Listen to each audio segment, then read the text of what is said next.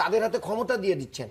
তো এ তো একবারেই মানে কি বলবো, শিয়ালের কাছে মুরগি বর্গা দেওয়া। এই অভিযোগটার একটা ব্যাখ্যা না দিলে এইটা নিয়ে আপনার একটু অনিয়ম হয়ে যাবে, অনাচার হয়ে যাবে। নিয়োগ প্রক্রিয়ায় নিজের লোক ঢুকানোর যে প্র্যাকটিস, এইটা বাংলাদেশ জামাত ইসলামের চেয়ে আর কে করতে পারে ভালো? কত হাজার নেতা কর্মীকে কমিটির সভাপতি করা যাবে আপনি চিন্তা করে দেখছেন, এবং তারা 1 বছর 2 বছর অন্তর থাকবে, কিছু নিয়োগ দিয়ে আসবে সব। আমি একটা মাদ্রাসার সভাপতি কামিল পর্যায়ে, এখানে 2 জন ক্লিনার নিয়োগ হবে। এটা মৌখিকভাবে শিক্ষা মন্ত্রণালয় ডিজিকে বলে রেখেছে, মন্ত্রীর নিষেধ মৌখিকভাবে। এটা বিজ্ঞাপন দিয়ে এরকম বোঝায় একটা ক্লিনার নেই, একটা প্রতিষ্ঠান কেমনে চলে?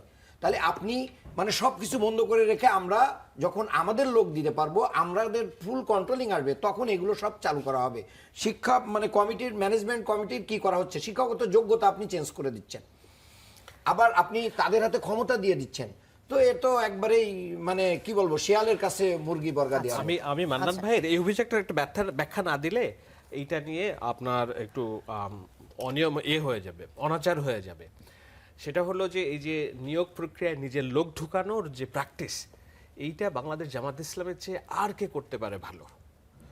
ইসলামী ব্যাংকের যে অভিযোগ প্রধানমন্ত্রী বলছেন, আমি তো বলছি না যে কমিটিতে দেন আমাদেরকে। আমি কিন্তু আপনার সাথে আমি করি নাই।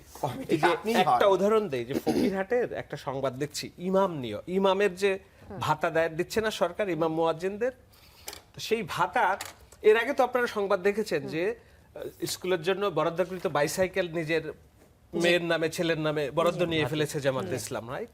তো তারপরে ওই যে চাল, তারপরে কি যেন, এগুলাও তারা নিচ্ছে, অভিযোগ আসছে।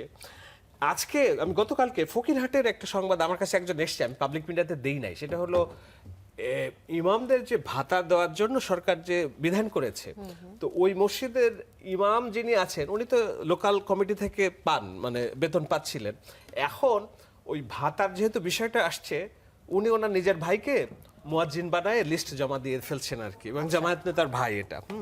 তো এখন আমি বলি, আপনার দলের কর্মী আপনারা কি করেছেন, পানিশমেন্ট দিয়েছেন এই ইমাম নিয়োগের জন্য, টাকা নেওয়ার জন্য, একবারে মানুষের কাছ থেকে। এগুলো বলে আপনি শিক্ষার মান নিয়ে আলোচনা করছেন, এরকম দিলে আপনি একটা দিতে পারবেন। আমি বলছি সর্বাঙ্গে ব্যথা, আপনি মূলত ওষুধ দেব কোথায়?